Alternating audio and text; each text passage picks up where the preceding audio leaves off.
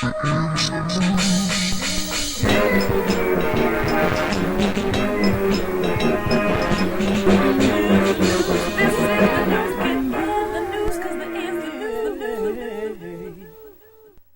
up, everyone? You're watching The End, the people, places, and things that affect your world and our society.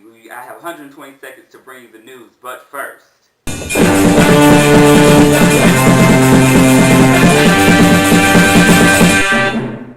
Breaking news from the Michael Jackson camp tonight. Either Michael Jackson's death is a homicide or accidental overdose.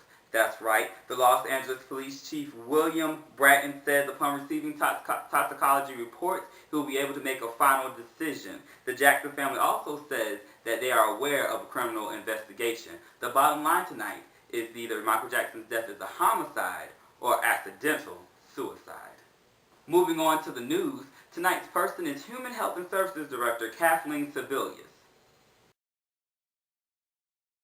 Director Sebelius told government leaders today that to prepare for the worst for the H1N1 virus, also known as the swine flu. She also says that the government is ready to spend $350 million in preparedness grants for the flu, $26 million going to for the state health departments, and $90 million going for hospitals to prepare for an influxation of patients.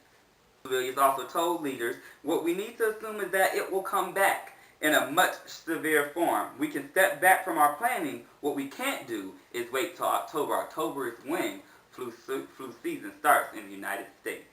Tonight's place is China. More than 10,000 homes have been devastated in the southwest corner of the country after a 5.7 magnitude earthquake has rocked the nation. According to news sources in China, 30 people have been seriously injured and 305 people were slightly injured, but no one has died at this time. Tonight's thing is Steve McNair's funeral. Little, if any, of you are watching tonight, and it calls to a question. Is the media not covering the funeral? Or is it that we just don't care? Investigators came out yesterday and said that McNair's death, in fact, is a murder-suicide, a fact that I told you right here on the end.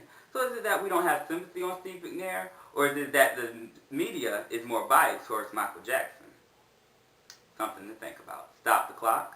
Thank you so much for joining me on this edition of The End. Continue to follow The End as we continue to follow the news and bring you 120 seconds worth of the people, places, and things that affect your world and our society. Remember to follow us on Twitter, www.twitter.com/TheEndNews, or you can follow us on Facebook. Join the group. It's called I Watch The End. We just passed 100. Thank you so much for all of you who have been joining. And also look at the videos. Go check them out. Go back. Watch the last issues of The End. And also keep a lookout for our videos that are coming up with our chief political analyst herself as we continue to go in depth about the issues that affect your world and our society. You have been watching The End, which will become the #1 rated web show in the United States and around the world. I'm James Rice, and I'm out.